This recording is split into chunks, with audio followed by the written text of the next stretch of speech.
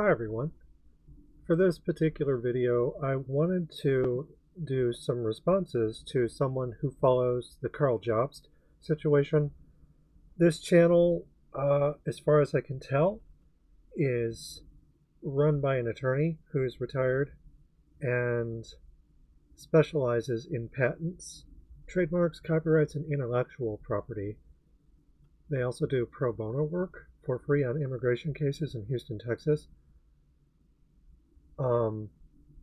And they have some other stuff that they mention as well, but just for all intents and purposes, they work within law, and they work within the kind of law that would seem to apply to Karl Jobst and his situation. And they actually had a few videos, and they release them quite regularly.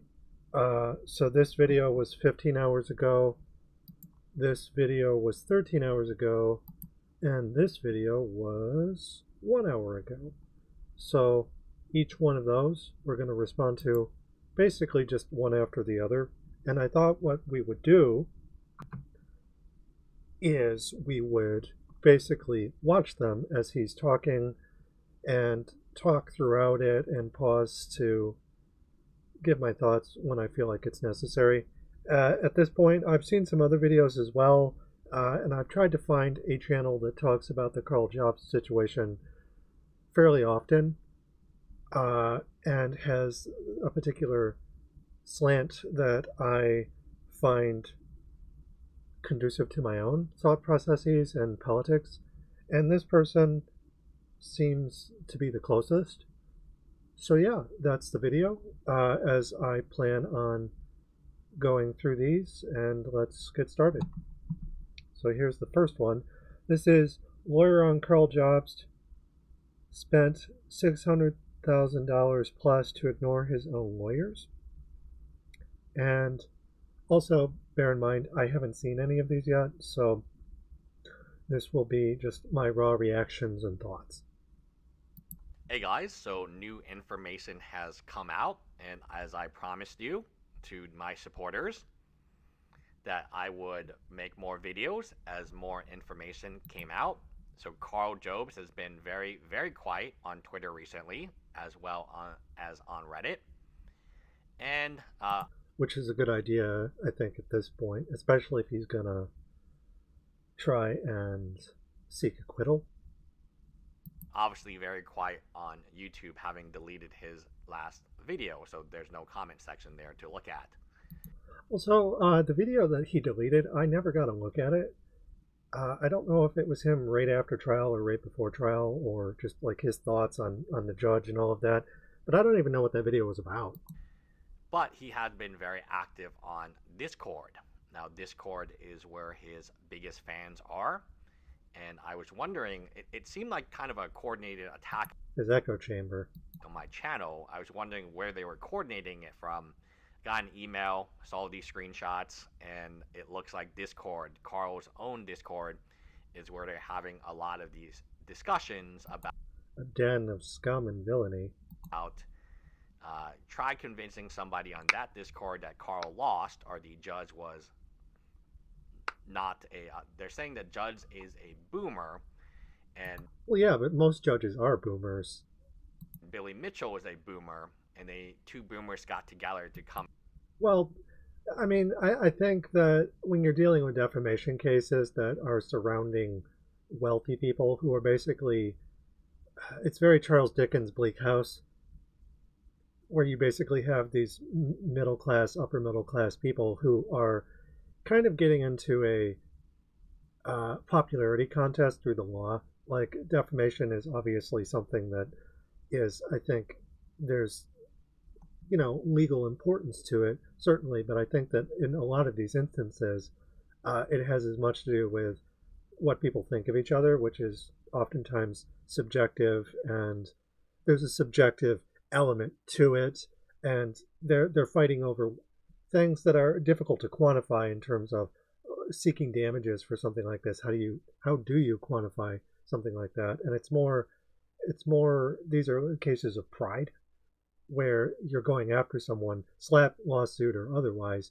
to take them to the cleaners, and you're getting someone who has the power to let you take them to the cleaners to ratify that and greenlight it. And that's basically what happened with Karl Jobst. I mean, he can frame it as two boomers got together and fucked me over, but he had plenty of opportunities to avoid that. And it's not like this judge knew who Billy Mitchell was. Like, Billy Mitchell's, you know, relatively famous outside of YouTube compared to, say, Karl Jobst. Though Karl Jobst is becoming infamous outside of YouTube. Like, he has his own Guardian article now that's talking about this case. Uh, but Billy Mitchell, despite his fame, I don't think knew the judge. The judge didn't even know what speedrunning was before this case. So the odds of him and Billy Mitchell being friends, or him knowing Billy Mitchell or Karl Jobst even, seems highly unlikely. Like, if Billy Mitchell's like a boomer, then the judge is like a super boomer. After a millennial. That seems to be the narrative unfolding there. But let's just read this. This is on Karl's own Discord, and this is very recent, as you can see the exact time, 03/28/2025. Do you ever run scripts for videos like this past a lawyer? Let's read the. Do you ever run scripts for videos like this past a lawyer, or is it not worth the expense? Karl Jobst responds almost immediately, 7 minutes later. No, I don't, because fuck lawyers and what they think. If I want to say something, I will say it. Fuck letting other people tell you what to do. A lawyer will always tell you to say nothing. Who wants to live by that principle? Well, okay, so this was like 2 days before the verdict was rendered, and I think LUS is going to get into the specifics behind this and Karl's thought process, but from what I understand, Karl had already been through the ringer, you know, the court case, and having to pay his lawyer like $600,000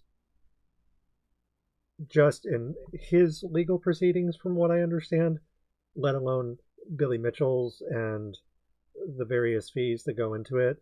And I'm not sure, aside from those penalties and the legal fees, if there's anything else that he has to pay. But I would imagine that his opinion of the legal system between the United States and Australia is probably not very high at this moment. Uh, but that's just a guess. That's probably informing his thought process when he's writing this, but I don't know. Karl Jobst says.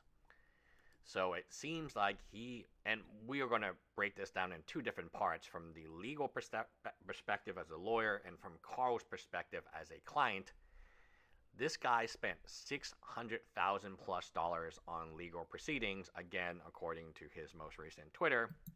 It's so stupid, too. Like, you're talking about someone who, like, he made quite a bit of money with his videos, but I can't imagine that he has, I don't know his business outside of YouTube, but you know, that's a you know, a big chunk of money, and he has a family. Like, he's not a single guy. He's not like a confirmed bachelor who is just kind of, you know, he has his own place, but you know, he has a pet cat and that's it, or something. Like, he has at least one child.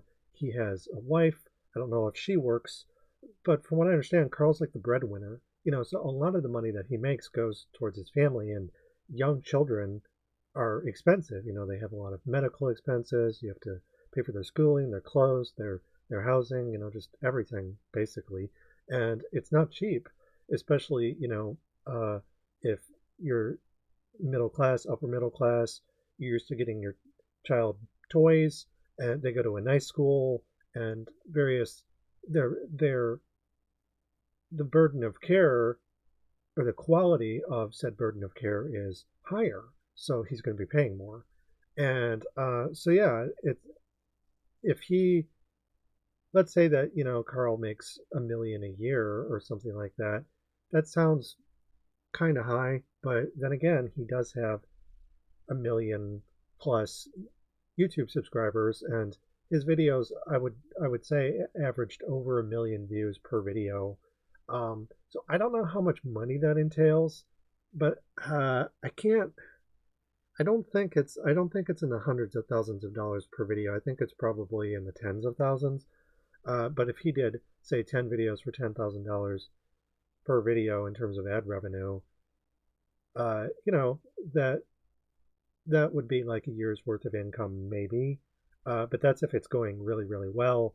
And he's also he has sponsors, and he also has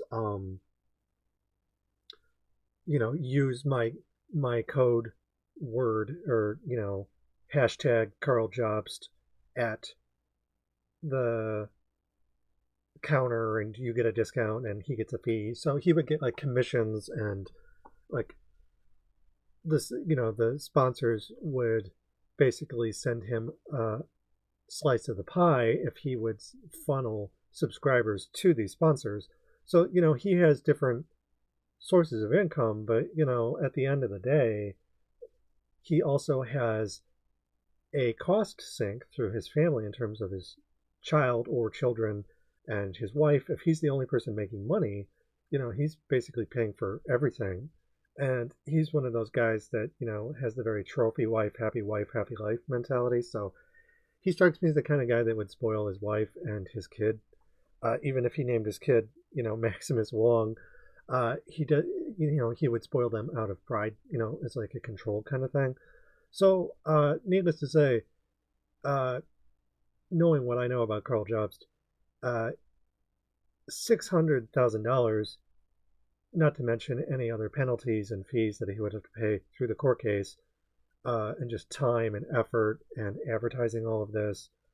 Um, that's a lot of money, not to mention all of the sponsors that he might lose as a result of this. Like, they might not see him as trustworthy, and they might, well, Raid Shadow Legends probably doesn't care, but, you know, there are various others that he might lose sponsors over this. So not only is he losing money that he already has, but it also might affect his income streams. So yeah, this is certainly nothing to sneeze at. And he would know the number because he paid already. The lawyers will always get paid first, not last, but first. They're going to get paid by somebody, and Karl has already paid them the $600,000. So let's say that you go ahead and you raise some money, and maybe it's about cheating, maybe it's not. Forget it. Like, Oh, and that's another thing I forgot to mention too, is that at least several $100,000 were raised by fans that he's going to have to pay back, and they're probably going to be suing him, the ones that can afford to. So he's going to be dealing with all of that on top of, so he's going to have to pay his fans back uh, as well. you raise this money and you hire a bunch of you hire what you think is a great legal team, and then That's that's another thing too.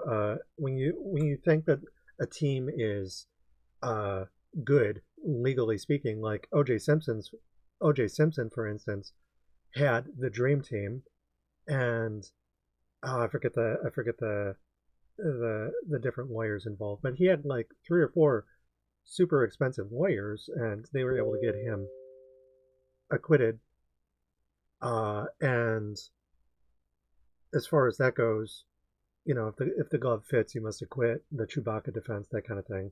And um, the fact of the matter is that that was an unusual case, and it was highly publicized, and OJ had a lot of money that he could throw around, but his own credibility was obviously thrown into question throughout the case. And as far as that goes, he is someone who could afford to do that, and he was working with a dream team, but there was a large element of luck involved, and a lot of lawyers that look at the person who made the Chewbacca defense. I'm trying to remember his name off the top of my head. I can't remember the name of that lawyer, but the lawyer in question who got OJ off, a lot of lawyers look at his defense and are like, that's stupid. That never should have worked. And the idea is that, well, maybe it worked back then, but it certainly wouldn't work now, because the Chewbacca defense is the kind of thing that is taught in law school. So just because it worked back then doesn't mean it works now. And it's like, well, what's a good lawyer? And a huge part of it is performance, and it's about playing by the rules, but also bending and breaking the rules. It's like, in short, whatever you can do to get your client off, and that's what OJ's lawyers did.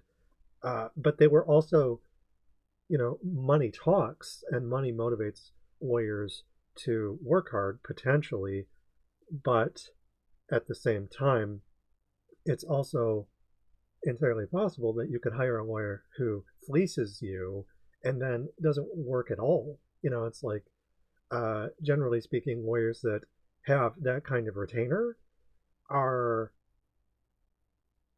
also defending their reputation by working their asses off. But you could also get a lemon, someone who's just like, oh, I'm going to take your money and I'm going to do as little work as possible, basically. Lawyers can be con artists too.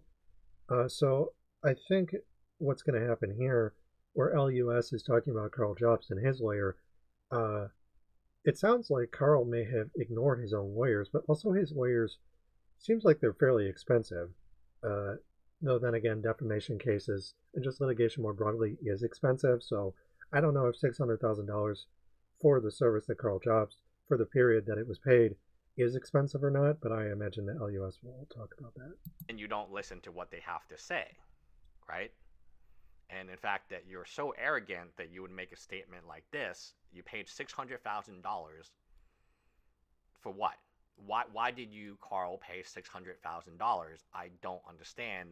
Why don't you just represent yourself, give back the $200,000 that was raised for legal defense? Again, I'm not saying it's about polarizing. I'm not.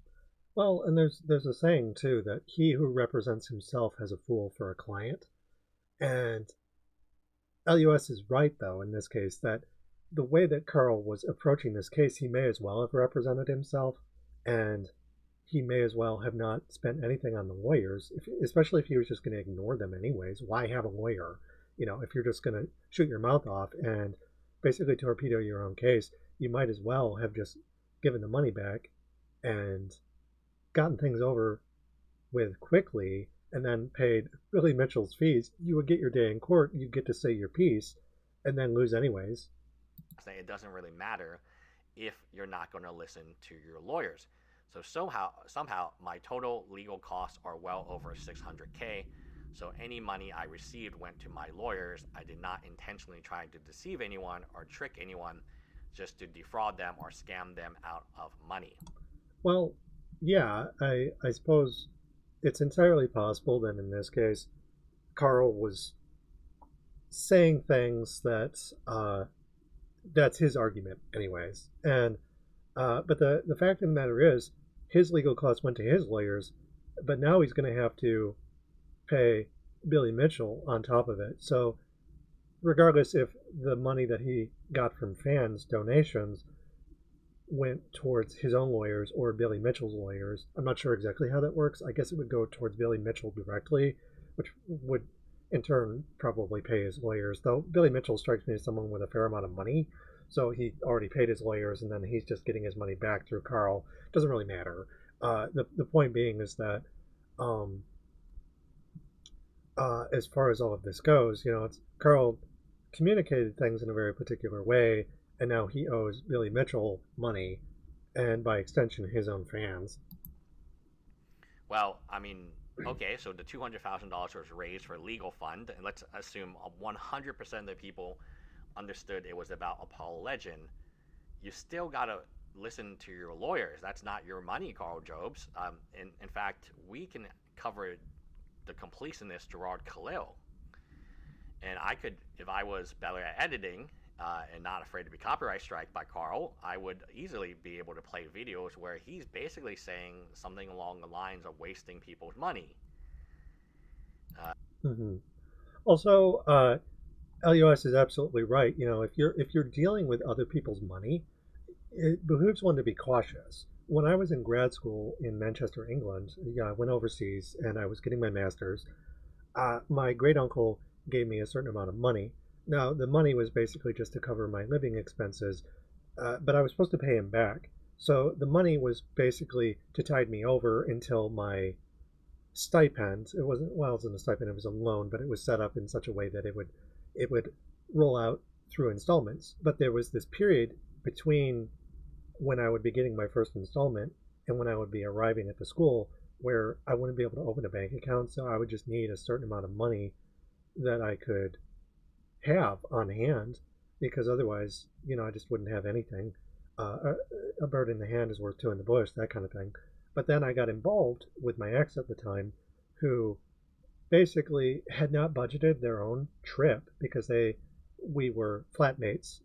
We lived across from each other in the same hall, the same flat, and they came from California and I came from Michigan. And through their own planning, they hadn't budgeted very well, and they ended up. It's like, okay, they were in a situation where they needed to pay rent, and the rent you paid basically on a monthly basis, and it came time for them to pay rent again while they were in England with me, and I had paid everything up front basically, whereas they were doing it bit by bit, but they hadn't budgeted, and then suddenly they didn't have any money and they had to borrow money from me. And long story short, my uncle's money I could give to them, but I had to make sure that I could get the money back, so I wasn't just going to like give it to them willy nilly.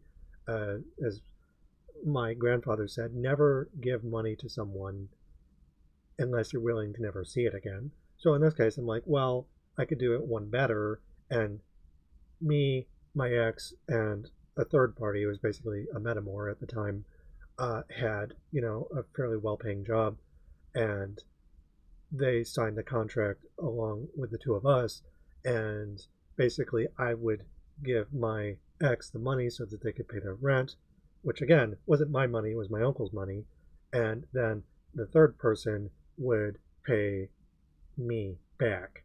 And so, but that took a lot of navigating and caution. It's not something you just want to fuck around with, because if something happened and uh, I never saw my ex again right after I gave them the money, they scammed me out of the money, uh, then I would have to give the money that I gave them back to my uncle. And in that case, I would have been relatively okay because I had the loan money, and uh, that I could have used. And uh, but that's the gist of it. So I absolutely agree with LUS. It's like in my case, I had to be especially careful because I didn't have the means to pay my uncle back on top of my loans and stuff like that. So it seems like Karl Jobst is an arrogant person. He has a relatively large amount of money to work with, but his expenses are also incredibly high. But he was, in this case, incredibly, frivolous in terms of his expenses and irresponsible when it comes to the money that was donated to him for those expenses from his fans. Uh, Unfortunately, for Karl Jobst fans, the one person they did not want to give money to, Billy Mitchell, is now going to receive their donations. I mean, that's just how it is. When you follow the flow chart of money, that's the money is all flowing to one source, from Karl to Billy Mitchell. Now, let's talk about this from a client perspective. If you are a client and you're going to pay $600,000 for a lawyer that you don't respect enough to listen to them, or is not going to tell you what you want to hear, should you spend this amount of money on this lawyer? And the answer clearly is no, right? You can afford a cheaper lawyer, have the cheaper lawyer do similar things for much less than $600,000. I'm starting to see maybe it's not necessarily a problem with the lawyer. Now, again, is the lawyer prepared? Maybe Karl's a bad client, No shit.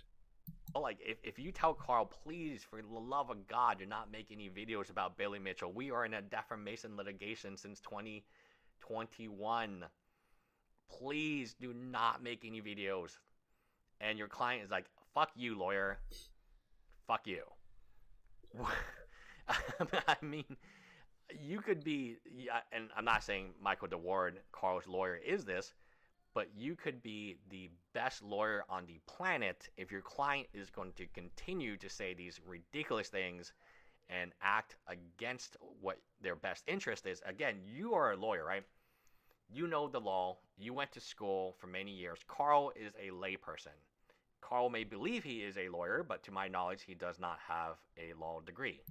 Yeah, that's the thing too, is that Karl would oftentimes talk as if he knew more than he did about the law, but in reality, he's not a lawyer. And that's just it. It's as far as lawyers go, one reason that that's important isn't just what you know, but how you're held accountable. Like, you're going to be someone who has the bar exam that you pass and that you're licensed to practice law. And if you're not someone who has to worry about that because you're a layperson, you're going to react very differently than a lawyer would. Like, a lawyer has the advantage of, being a licensed professional, but at the same time, they also are held accountable to that standard. Whereas Karl Jobst isn't, but he would often act like, he knew more than lawyers did, which is a classic mistake. But also, he should have just represented himself at that point. How in the world is this happening? Why would so number one, I present a few questions here. Number one, if you are so intent on not listening to your lawyer to the point that you're not even going to give them the video script to approve or reject because you know they're going to say don't talk about it, why have a lawyer? Number two, if this is the case, and it seems like the case where you just do not. And real quick here, the sad part is it isn't even coming out. It's been easily findable for almost a decade, and his friendship with literal Nazi R. White Goose, plus his part in the Nazi Discord, is a large part of why he's deviated so hard from GoldenEye content. Yeah, so, like, when Karl Jobst played GoldenEye, like, he was, like, a white supremacist, and his friends certainly were at that point. And that's something that I want to mention is, like, okay, this is a guy who is very much not a good person and hasn't, this has been known for a long time, around at least as long as the defamation case, almost a decade, according to Dependent Heart. And I think that's true, just like his, his GoldenEye content and his speedrunning days, basically, where he was actually speedrunning himself by playing GoldenEye. He was literally friends with neo-Nazis, and he was a pickup artist, amongst other things. So, a huge part of that, like, it's an open secret. It's like, I've covered it, other people have covered it and spoken about it, and it's the kind of thing that just got swept under the rug. And even now, it's like, I'm surprised that more people aren't talking about this, and people could say, oh, I didn't know. It's like, really? Come on. But more to the point, in terms of what LUS is saying, why have a lawyer then? And, it stands to reason that Karl Jobst is an arrogant man. And that's not just coming from me. That's coming from the judge. That's coming from his own lawyer. That's coming from other people who know him and who work with him, where he was often, like, overconfident, to say the least. And if all of that doesn't sound reasonable to you, just look at the court ruling. It's literally a matter of record now. And he's liable through a libel case, specifically defamation, and in terms of published material and spoken material. And I think that has to do with his past, though, in terms of being a Nazi. Nazis are not known for being subtle or smart, but he does have a relative amount of privilege, and I think that's biting him in the ass, similar to someone like Ethan Klein, where they have relative privilege and they're used to being coddled, and they're used to sort of getting their way, and suddenly he's not getting his way anymore, but he's going to keep acting as if he's entitled to that. Want to listen to whatever they have to tell you. Why have such a expensive lawyer, right? The argument may be it's a status symbol. It's a cod piece. He's literally, it's the same thing that Billy Mitchell would do, right? A slap lawsuit kind of thing. It's a way of throwing your weight around. It's status. You're scaring people into silence by him doing the same exact thing that Billy Mitchell did. They're not that different from each other, except, as far as I understand it, Billy Mitchell isn't a neo-Nazi. He's a piece of shit. But you could be a piece of shit and not be a Nazi. Karl Jobst is a Nazi. You just need some lawyer to give you some basic information, and then you can better. Another thing too, I guess the point that I'm trying to make with that is that lawyers are weapons. They're things that you use to attack people with. The bigger the weapon, the more intimidating it is. It's like using a Desert Eagle or a bazooka. And the argument that LUS is making is, why use a bazooka, a $600,000 lawyer, when you could use a fly swatter to go after a mosquito, that kind of thing. Not to compare, well, you can compare Billy Mitchell to whatever you want, but the fact of the matter is the size of the problem did not justify the expense according to LUS. But Karl was using it anyways, and I would argue that that doesn't just come from hubris, but it comes from his political stance. It comes from him basically being hypocritical and trying to dick measure with Billy Mitchell. If Billy Mitchell's using an expensive lawyer, then Karl Jobst wanted to meet him measure for measure. Represent yourself. But why have such a expensive lawyer if and pay the law firm this much money if you simply are not going to listen to them? And this is my core problem with what Karl has done, is he's put himself in a situation where we don't know if the lawyer is a bad lawyer right now. I don't know. I thought he was. Maybe it was Karl's plan altogether, and he was just able to find a lawyer, which he paid a lot of money to. So in marketing, not even his money, there is a saying that if you want me to do something, so the marketer, I'm talking about the marketer, if you want me to do something, it'll cost you $100. If you want me to teach you to do it and also do it, it'll cost you $150. If you want to do it, it's going to cost you $200 because you're going to make mistakes. You're going to basically mess everything up, right? And you're going to waste my time with all these questions. This is kind of the same thing. I think maybe the reason it's so expensive was because Karl was a very difficult client to get. Yeah, definitely. Karl, I mean, if you want to read the Discord, it gets pretty intense. I'm not going to post any of it up here beyond what's already been posted on Reddit, but it gets really, really intense. And Karl is not, as private Discord servers generally do. Though, from what I understand, his server isn't private, and I think he gets into that in the next video. Admitting defeat. If anything, he's doubled down, tripled down. How many times he can down, he's downed. And I don't think he's going to change his behavior. I don't think he's repentful. I don't think he's remorseful for his actions. I think he always believes Karl, he is right. And then you watch the Mutahar video, and it's, Mutahar to anyone, like the completionist, he would have ripped them anew. And then you look at how he's treated Karl with baby gloves, right? Yeah, they're friends. They know each other. And from what I understand, some ordinary gamers is, he's like a centrist Zionist kind of dude, and those guys are already kind of dubious in terms of how they treat other people. So birds of a feather flock together, that kind of thing. So even if you had the best attorney in the world, Johnny Cochran type of attorney. Johnny Cochran, that's it. That's the Chewbacca lawyer. And he just said, Karl, for the love of God, we cannot make any more videos about Billy Mitchell, especially during litigation, especially right after trial. Well, yeah, and it doesn't make any sense, especially if you're going to file for an appeal. He made a video about Billy Mitchell after trial ended and before verdict. The only person who acts like this is someone who thinks that they're beyond reproach, that they're chosen. Again, Karl's a Nazi, so Nazis tend to they think that they're invincible and that through sheer force of will they'll push on to final victory. This is just Nazi behavior. If you think about Karl as a normal person, it doesn't make any sense. But when I was being abused by one of my exes when I was living in Florida, for instance, I was like, their behavior doesn't make any sense unless they're being abusive, unless there's something wrong with them. Then it makes perfect sense. And Karl Jobst is the same way. His behavior doesn't make any sense unless you look at him like he's a Nazi, which he is. And then you're like, oh, yeah, okay, he's a Nazi.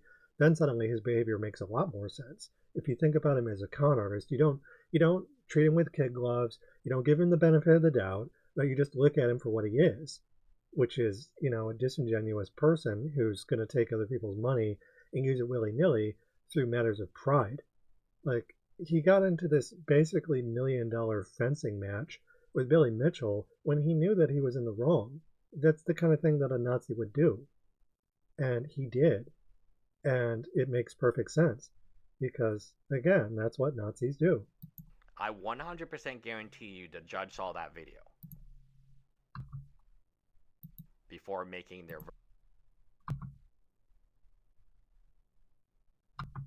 verdict. Oh, yeah, Making absolutely. his verdict. No, I don't, because fuck lawyers and what they think. If I want to say something, I will say it. Fuck letting other people tell you what to do. A lawyer will always tell you to say nothing. They do that for your own protection. Like, anything you say can be held against you in a court of law.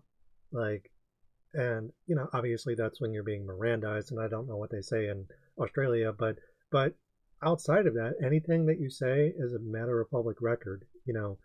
They tell you that because if you say something, if you print something, especially during a defamation case, like, they're going to be seeking to impeach your character, and that's exactly what happened with Karl. And for someone who thought that he was basically beyond reproach, that everything, he thought that he was just invincible, basically the Black Knight from Monty Python's Holy Grail, he was basically hoisting himself on his own petard. Who want to live by that principle?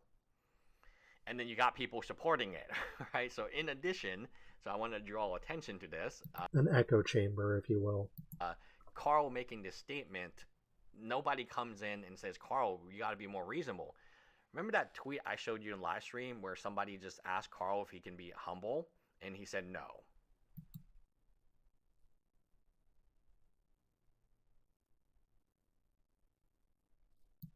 I'm going to be a sore winner.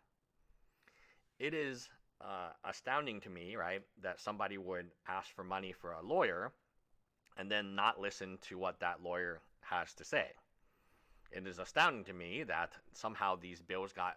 Could there be a scenario where the reason the bills are so expensive is Karl is spending all his time not arguing against Billy Mitchell, but arguing against his own lawyers? So his own lawyer... Yeah, absolutely. I mean, that's another thing too. If I were doing something like this, I would be very careful with my money, and I would be like, okay, I would want a projection of how expensive this is going to get, and I would want to know that up front. Like, that's what consultations are for, so that from beginning to end, how much is this going to cost, so that I could determine, all right, just based on how much money I have coming in, how much money I might need to borrow from other people. And it sounds like Karl was just like, whatever. It's his version of Operation Barbarossa, from World War II, where he's invading Russia. I'm not saying that Billy Mitchell is Russia per se, but it's a untenable position. It's not something that he can win, and he is going to battle anyways. And not only that, he's putting in this tremendous show of force, again, the fascist force of will. And as if, okay, if he just puts more effort into it, then he'll win. And again, it's just a pure vanity thing. He doesn't care about the result insofar as that he looks valorous while he's doing it, because in his own eyes, he's the hero of his own story. He's Beowulf. He's Aragorn from Lord of the Rings.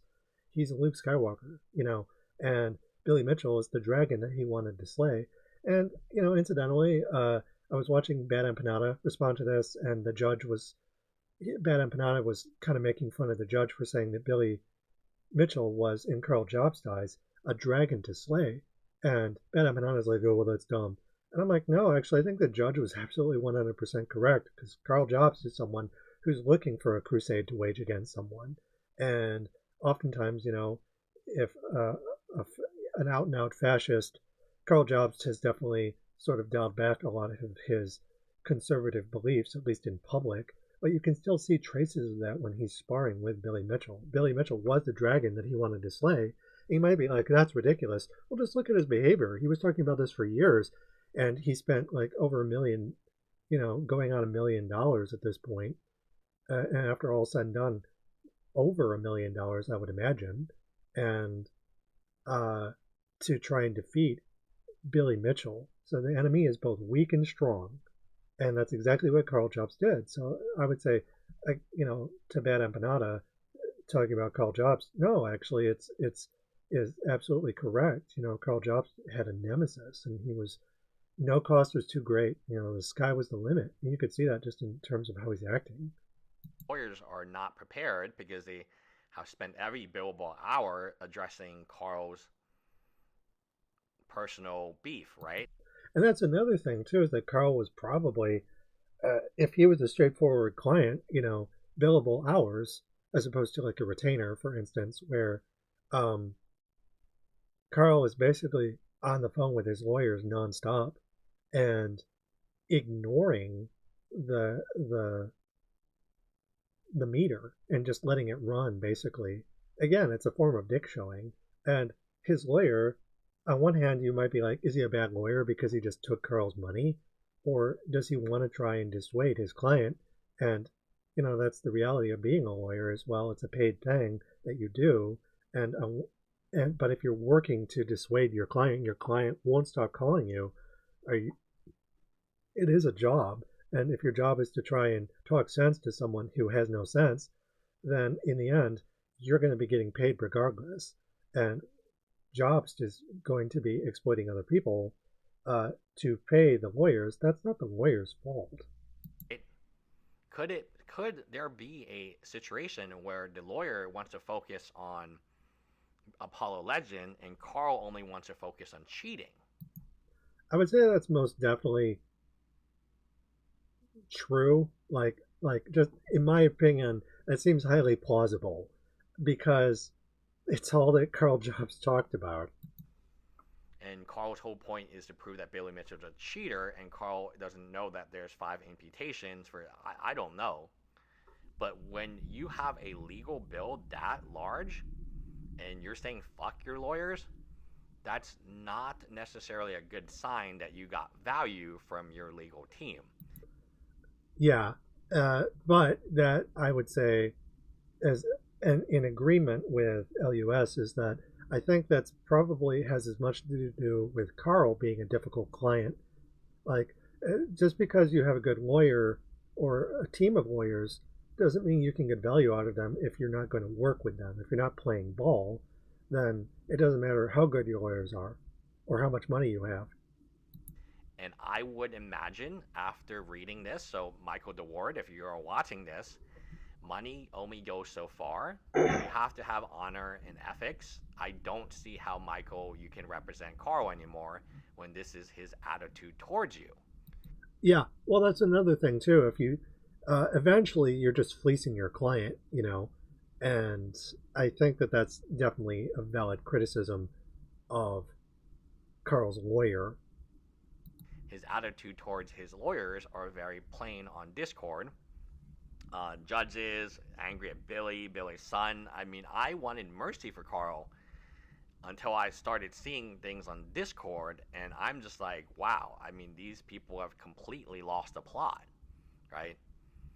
Um, I do not know what the future holds for Carl. I wish him and obviously his family the best, but Yeah, it's hard to say at this point because this is a case where there's a lot of pride involved, and Carl is demonstrating an inability to basically shut up because he's a white cishet man with white nationalist ties and beliefs. So it does not behoove him in his own mind to be quiet. He just has to be more and more manly. He has to keep performing, and it's to his detriment at this point. It's always to his detriment, but now it's like very much obviously out there to his detriment. So let's watch the next video. The next video is Karl Jobst claims judge attacked him many times and Billy Mitchell win. So this was from 14 hours ago or thereabouts because I would need to refresh it. But in any event, within the past 24 hours. So let's give this one a watch. so any sympathy I had for Carl has just Okay, so let me just pause this. The judge was ridiculous in his judgment. You'd have to look at previous cases with similar awards. They all have doctors' testimonies backing up any health harm. etc., or specialist confirms XYZ. Billy just said he was hurt. That is obviously not sufficient for an award this high. And there was clear bias. He unnecessarily attacked me many times for things that had nothing to do with the complaint.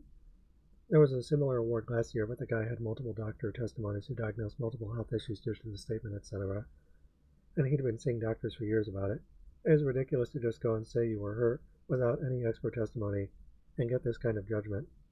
And I guess, you know, maybe just on its face, that is, you know, true. But Karl was also ignoring his own hand in things. Like he was being very antagonistic, and the judge was also, he wasn't just siding with Billy, and it's not just what Billy did, but it's also what Karl did. But Karl's not talking about himself, but he's completely ignoring that. Dissolved due to his Discord. His Discord, which should be private but is not. These things are being leaked on Reddit, and I want to make sure that he knows. And that's also important to mention is that Karl wants this to be seen, because if he didn't, it would be private. I'm not the one leaking these items. There are other people in your own Discord that is screenshotting everything you say, or maybe even encouraging you to say crazier and crazier things. Hate Billy, sure, but I don't think it's exactly fair to attack the judge, as he seemed like he did try to rule fairly in the context of the law. Unfortunately, Billy's team just played the game better.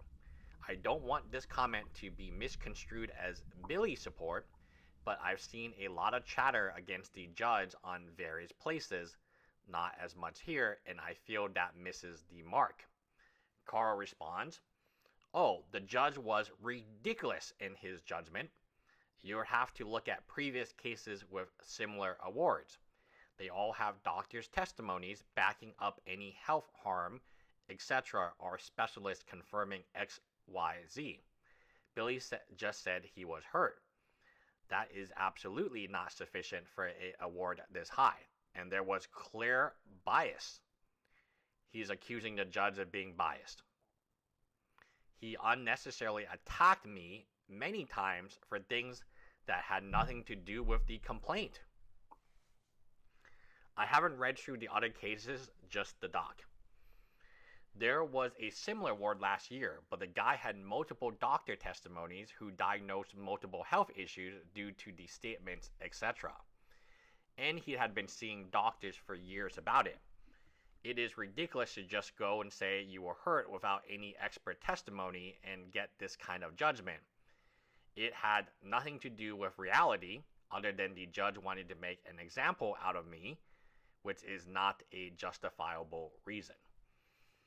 Okay, so I'm going to counter some of these arguments, and it's going to make him very mad. Number one, defamation often does not have to do with anything medical.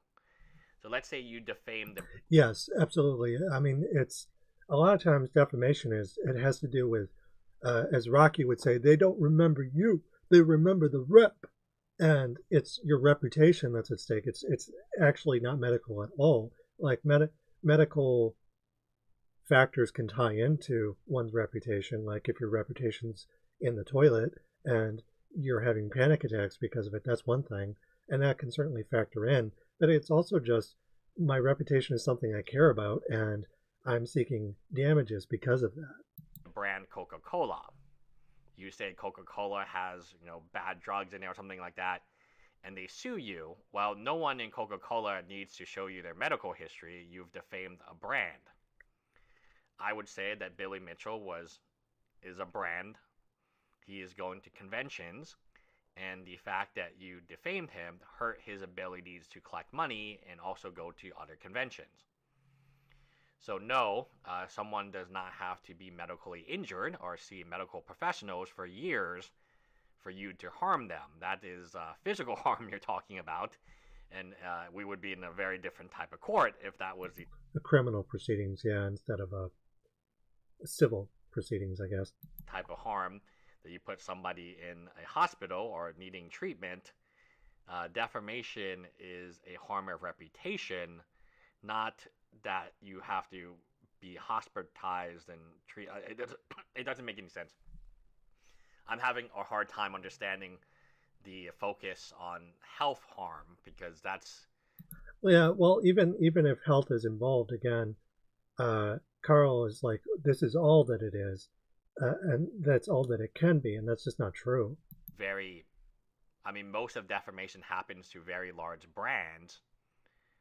Like whose health is being injured when.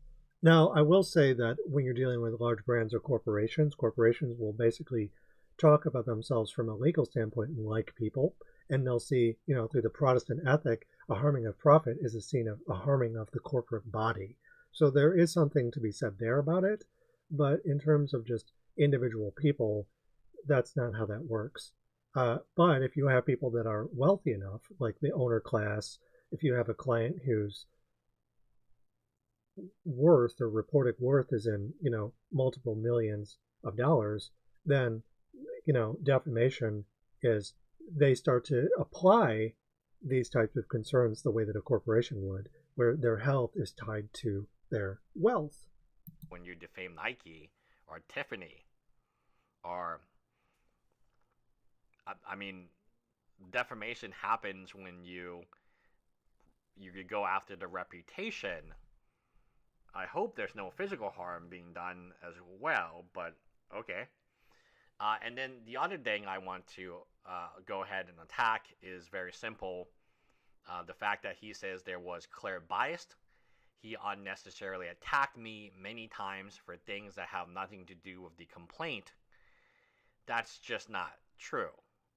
Basically, he said that you cannot change who you are and you were unforgiving. And this is what, when people get Yes. Yeah. In terms of like, the judge was responding to Karl's behavior in that respect. sentenced, right? When people go to sentencing, often they bring family members and so on. They say, oh, this person can change. This person can learn from their mistakes. Character witnesses. It does affect the type of punishment. I mean, it is, the judge has discretion. Yes, absolutely. So taking criminal, again, people are like, oh, it's not criminal, it's not criminal. But I'm saying that they can give you 5 years or 10 years.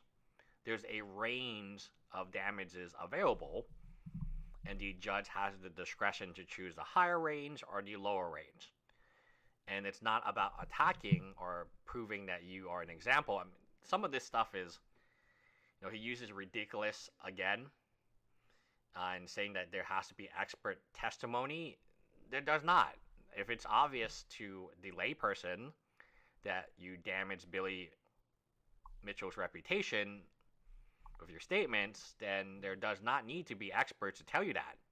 It's obvious to everyone to see, and it's obvious to the internet to see. This is very poor behavior by Karl, because it is exactly what he always bragged about being a sore winner. Sore winner. You see that multiple times. He is the biggest sore loser I've ever seen. I think he meant sore loser instead of saying sore winner, but he did mention that even if he won, he still would have been a dick. So I guess a sore winner and a sore loser. And there's nothing else that you can say. You lost the case. I don't see many people who lose their cases blaming the judge. I do not think.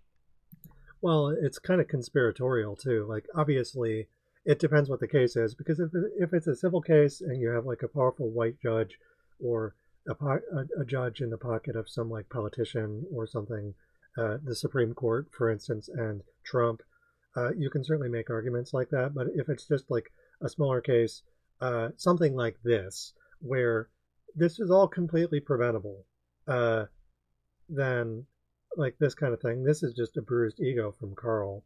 That even like he's responding to her comment saying that I don't think it's exactly fair to attack the judge. And not only that, it's also academic at this point. It doesn't matter, it's like the court case is over, and you can do an appeal, but appeal processes, you have to be able to prove them, and they have to, as LUS explained in a different video, there has to be a legal reason for it. You can't just say that you don't like the judge. And what he does is attack the judge. Oh, the judge was ridiculous in his judgment. That's it. Also, this is another fascist behavior where if you're not with me, you're against me. So in Israel versus Palestine, for instance, anyone who's against Israel must be Hamas. And it's very similar with Karl Jobst, where the nation state or the ethno state of Karl Jobst, oh, well, you're not with me, then you must be Billy Mitchell. The judge is Billy Mitchell. To attack. Um, this is absolutely not sufficient for an award this high. Again, an attack. And there was clear bias. This is an attack on the judge, right? By calling the judge biased. Well, I think it's weird. Like the amount of damages that Billy Mitchell saw were or asked for from Karl were like 50,000 Australian dollars. So these are just the legal fees that he's going to have to pay.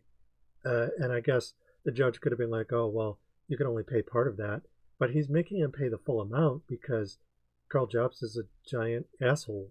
And the judge doesn't like that. And the judge can do that. And that's just how judges work, you know. And now you can raise concerns in regards to should judges be able to do that? Should the legal system exist at all? Sure, but that's a conversation for a different day. And you fight that outside of the system. You're not going to try and make that case before another judge because they're just going to look at you sideways and be like, this is how the legal system works. What are you saying here? He, referring to the judge, unnecessarily attacked me many times for the things that have nothing to do with the complaint.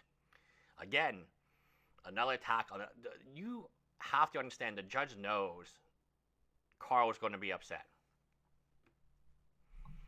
And the judge knows when he's making his verdict and he's taking extra long for it, he knows that this guy's going to be a sore winner. And no, people who say it are and who are very proud to be sore winners, they probably make the worst sore losers. Yes. And again, he says, it is ridiculous to just go and say that you were hurt without any expert testimony and get this kind of judgment. All right, let's skip ahead here and see what the third video is about. Lawyer on Karl Jobst, there was clear bias for Billy Mitchell verdict. So we actually have a third video here, and this is Karl Jobst claims judge attacked him, whereas this is the lawyer on Karl Jobst.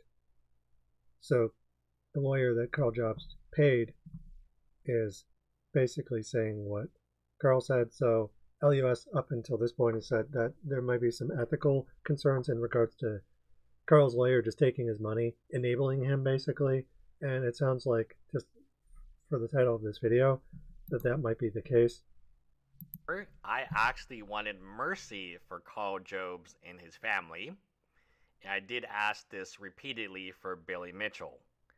This was before I was aware of these Discord messages. These Discord messages are absolutely insane. I do not know how one individual can leave these type of messages after losing the case like he lost the case.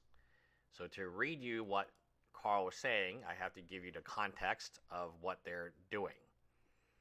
Anybody neutral, including the judge was, in my opinion, very fair, is being attacked in the Discord relentlessly. And when this individual said, hate Billy, sure, but I don't think it's exactly fair to attack the judge, as he seemed like he did try to rule fairly in the context of the law. Karl responds, oh, the judge was ridiculous in his judgment. You have to look at previous cases with similar awards. They all have doctors' testimonies backing up any health harm, etc., or specialists confirmed XYZ. Billy just said he was hurt. That is absolutely not sufficient for an award this high. And there was clear bias. Again, referring to the judge being biased, something that is a very big accusation for any judge due to the statements, etc. And he had been seen an example out of me which is not a justifiable reason. Okay, there's a lot to break down here, but Karl Jobst is not a judge. He's not a lawyer. I don't even think you would classify him as a legal expert. What happened here was on YouTube, when he makes a video, he is judge, jury. He's both judge and jury on YouTube. Judge, jury, and executioner. So if he makes a video about you, and he says this thing about you, because most people don't have channels, or even larger channels, even somebody like the Completionist is just going to get torn apart, right? Because Karl has friends who are also big YouTubers, like Some Ordinary Gamers, and to use the Completionist example, not to say he is innocent of the allegations, but to say it's double teaming, right? Whether or not they consulted any IRS experts or consulted any charity experts or charity lawyers about whether or not what Gerard did was guilty, right, by the eyes of the law, doesn't really matter, right, when your entire base is hungry and foaming at the mouth, which they are on Discord. Here's my problem with this. My problem with this is when you actually get in front of a real judge with real lawyers. Yeah, it's a completely different system, because Karl Jobst can basically do whatever he wants on YouTube, but when he's dealing with an actual judge, he has to play by a different set of rules. It all kind of falls apart because they don't actually take your shtick that you're a YouTuber and we should just listen to you because you're a big YouTuber. I think Karl's ego comes from him being such a big YouTuber and him having the ability to snap his fingers and your life is over, right? Well, yeah, I mean, in the case of the Completionist, I don't think he didn't just snap his fingers. Like there was a large amount of work that went into it, and like there's definitely like the ability to send his fans after people, for instance, and in the case of the Completionist, he was definitely making a fair amount of content. Like he was investigating this person, and by and large, I thought that the work that he did was relatively good. Where it gets weird is, just setting aside his beliefs and everything like that, and just looking at his behavior vis-a-vis Billy Mitchell and Apollo Legend, where he made this mistake because he needed this crusade to keep going, and he could have kept doing that. Even like he already, from what I understand, the lawsuits against Karl Jobst by Billy Mitchell in regards to the cheating were already done and dusted. So the defamation lawsuit, again, had to do with Apollo Legend. So it's like Karl had already basically beaten Billy Mitchell, at least in terms of the cheating accusations. But the cheating, which is something that he could use to try and dress up this case, where he took on a fight he knew he couldn't win, but he was going to do it anyways. Snap his fingers and you're going to be harassed.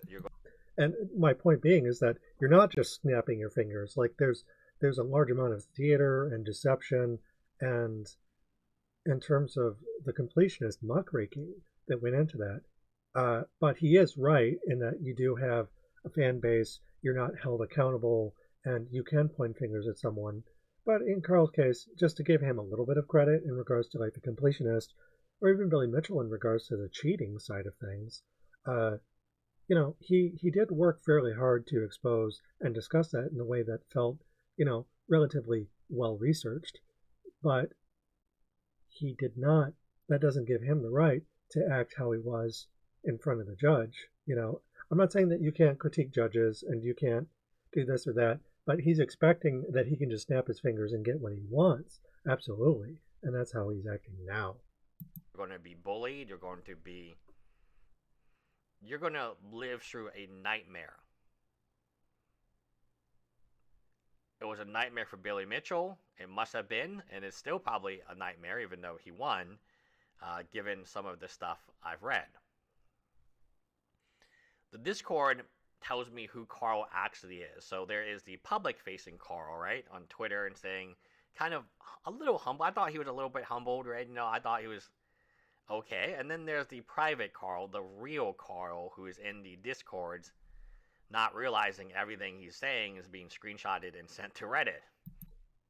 I don't know. I have to wonder, because a part of me, it's like Donald Trump, where they're like, oh, well, Trump should watch what he says. He's being filmed. Trump wants to be filmed, and I think Karl has a very megalomaniacal kind of personality. It just, he's very self-centered. His belief system sort of ties into that idea of being a lightning rod for attention, and ways that frame him both as the victim and the aggressor. And so this doesn't, I don't think that Karl doesn't know. If he didn't know, he certainly does now.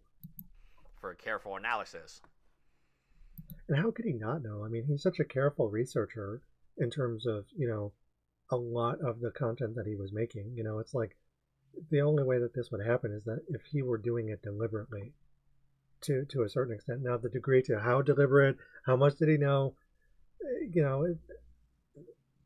ascertaining that to an absolute objective degree is impossible.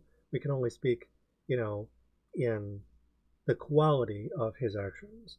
And the quality of his actions is that, he's a pig-headed sore loser who was acting in bad faith. And the degree to which that is doesn't really matter. It's like if you're doing it 25% or 50%, it's still bad. And in Karl's case, he's going like 110%. I'm just gonna say this, man. I've never seen such a sore loser like this. Like, I truly don't understand why Karl can't just say, I made a mistake. I said some things that were false. I apologize to Billy Mitchell, and whatever judgment is, I accept the judgment, and and move on. That would definitely be in his best interest at this point. He literally wants to continue to battle this. He's attacked a judge. He's attacked his own lawyers, and in the past, he's attacked Billy Mitchell's lawyer. Well, and again, you want to keep in mind that he's doing this because it's the force of will argument. Oh, we'll keep fighting, even if we're losing. And it's like, hey, Hitler, maybe you could stop invading Russia, or maybe you could just, take Moscow. You don't have to go to Stalingrad, this or that. And or maybe we could just cut our losses, and we could draw a new line and just leave it at that. And instead of doing that, they didn't stop. And Karl, it's the same idea. It's like, hey, you could stop doing what you're doing, and he's not going to, because then he would have to admit that he was wrong. He can never retreat. No retreat, no surrender, death before dishonor. Because at Stalingrad, for instance, there was the one general that Hitler promoted to like a field marshal, expecting that he would kill himself. And the guy didn't. He surrendered. And what is life? Life is the nation. And said Hitler afterwards, because he was thoroughly disappointed. In this case, Karl's like, we'll never surrender, and it's like, you probably should at this point. Everyone around him is telling him that. And this is where I would argue that he's perhaps not, either he's not aware of what he's doing fully, though in his case I would argue he just doesn't give a shit. And then you can get into the conversation of, does he have some kind of personality disorder? Is he just unwell because this is how he was raised? It's the nature-nurture argument. How much of this is congenital? How much of this is comorbid? In my opinion, it doesn't really matter. It's like, I'm just here to watch, basically, and eat popcorn. I don't get it, man. I do not. I do, because I've been abused by people like this before. And this is just how they operate, regardless if it was taught or it's just how they were by accident of birth. Like, it doesn't matter. It's just who they are and consequently how they'll behave. Not get it, because at the end of the day, it's really just simple. Like, the solution, I think, could. Yes, the solution is quite simple, but again, you're dealing with someone who doesn't care about that. Karl cares about the spotlight. He cares about appearing strong in public, and he's shooting himself in the foot not just once, but literally over and over. He doesn't even have feet anymore because he's shot himself in the foot so many times. And that's more important to him than admitting that he was wrong. Fascists, by their very nature, by their belief system, can't admit that they're wrong. They have to not show weakness because it's all about performing strength while acting like you're the victim. This is just, Nazi shit. And so you could walk up to a Nazi, but you can't just be like, all right, I'm going to defeat you in the free marketplace of ideas and tell you that you're wrong. Nazis know what they're doing is wrong. They don't care. That's the problem with Karl. And you can't just walk up to him and tell him that because he is not a moral person in that respect. He's a Nazi. So why would you go up to a Nazi and tell them not to do Nazi shit? They're not going to listen to that. You have to come at them differently. It is possible to get people to leave that kind of belief system, but in Karl's case, he's literally at the top of his own network. So he's going to have to hit rock bottom before he changes his mind. Could not be more simple. It is, I apologize. I'm sorry, guys. And I'm going to do better. That's it. That's all it can be. Oh, yeah. Well, sure, under normal circumstances. But, again, with Karl, he's going to have to, he needs a reality check. And I would imagine that even if he was like completely destitute, he still might not change his mind. That's the problem with people in these kinds of situations. Like, even if they come crashing down, they could just retreat further inwards. And there's, you can lead a horse to water, but you can't make it drink. And this particular horse has rabies. It can't be that the judge unnecessarily attacked me many times for things that had nothing to do with the complaint. Okay, but in any event, I think I'm going to conclude it there just because, this guy is. I like the lawyer stuff, but he's also kind of like, oh, well, just reason with him, and he doesn't see it because, and I don't get it. It's like, he's a Nazi. Just like, stop thinking about this like a lawyer for 2 seconds and just look at the guy. Like, look into his past and at all. And I think it's a little funny that he's not doing that, but he is coming at this from a lawyer's perspective, and so he's not necessarily going to be interested in the political side of things. He's interested in the mechanical, systemic side of things, like this the system of law and how it operates. He's not wrong. It's like, yeah, you absolutely should just cut your losses. It's spoken like a true lawyer, but Karl Jobst is. Obviously, if he didn't listen to his lawyers who he was paying a bunch of money, why would he listen to you? And that's not an attack on you. That's an attack on Karl. Like, it's just, he's obviously not interested in cutting his losses, or he would have done that years ago at this point. But in any event, yeah, so that's how things are going along with Karl. Still waiting for him to release his own video so I can respond to it. He hasn't done that yet, to my knowledge. So the moment that happens, I'll respond to that as well. In any event, yeah, this is just a little video in between me rolling out my book promotion for my 2024 book, Volume 1, or my manifesto. I've been releasing that bit by bit, and this is just something for me to do in between posts, basically, where I release a book section, and then I watch something on YouTube and I talk about it just for fun. This is a break for me. It's a welcome break too, because I like watching Karl Jobst get strung up like a piñata and beaten with a stick. All the more satisfyingly tragic in this case because he's doing it to himself. This is like autoerotic asphyxiation. He's flagellating in a very Nazi-like style. So this is certainly entertaining for me, and hopefully you find it entertaining hearing me talk about it from my own point of view. I do like this LUS person, their channel. I only know them through the stuff that they've said about Karl Jobst, but they do seem to be an actual lawyer. And, when they talk about this kind of stuff, it's a little meat and potatoes. He is a lawyer, so he talks like a lawyer. He's like Legal Eagle without the sense of humor. And that's not to say that I completely agree with Legal Eagle. He's a liberal. Has his own problems, but he does make talking about the law funny. Whereas this person is a little bit more boilerplate. In absence of humor, he just gives it to you straight. But, there's something worth mentioning as far as that goes. I will say, just to critique him a little bit, you need to start using some more visual aids. And if you can't, um, if you can't use, screen caps from Reddit in regards to you're worried about getting sued by Karl, that kind of thing, okay, fair enough. But you need to have some different images. I know you've addressed it before and you said, well, you're lazy. Okay, from one lazy person to another, I get it. But it's just uh, some timestamps and some different visual aids would be nice, even if they're just like really basic, like placeholders or something. I don't know. Just give me something different because I get kind of like situationally confused because I don't know what you're talking about. I don't know where you are in the video, and it just keeps repeating. I feel like I'm under like house arrest or solitary confinement where I'm in the same room and they won't turn the lights off. So I just don't know what time it is. I don't know where I am.